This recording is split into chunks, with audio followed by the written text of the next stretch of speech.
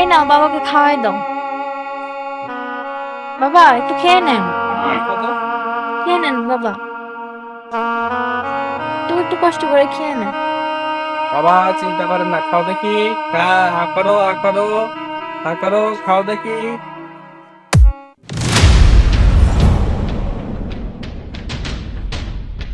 কিরে রাসেল, তোর এত বড় সাহস? মুই মোর বাপের জন্য জুস আনলুম আর তুই সে জুসত পুরি বানলু, মানে তোর তো সাহস কম নয়? একদিন নিয়ে বাপক দেখতে পাচ্ছিস?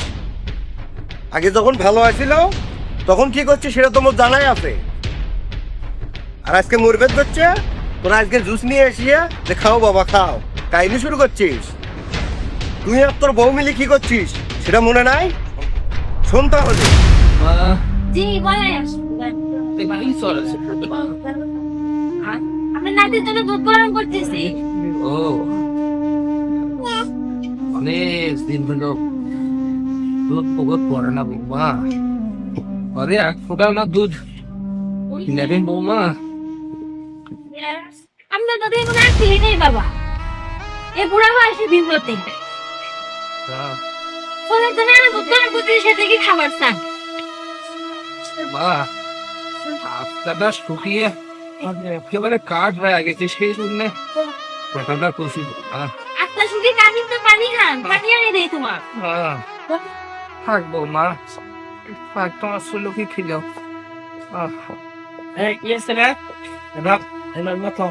আর কি হবে এই বয়সে? তোমার বাবা দুধ খাবার মন চাইছে, এক কাম করেন, তোমার বাবার সাথে আলাদা আলাদা করে দুধ আনি দেন, আমি রাখতে দেবো। তোমার আর আক্কেল নাই বাহি, তাই না? নাতির জন্য দুধ জাল করতেছে, তুমি সেগুলোও খাবার চাও? তোমার আক্কেল জ্ঞান কোনদিন হবে কও না, কও?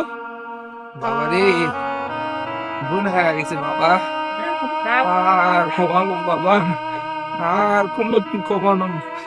তুমি যাও যাও, কথা শুনে আমার বাবা নিয়ে যাও, যাও যাও যাও। ইয়ার খাওয়ানি যাবে না, ওর ব্যাগের ব্যাগে খেতে না যাই তোমার হাতে।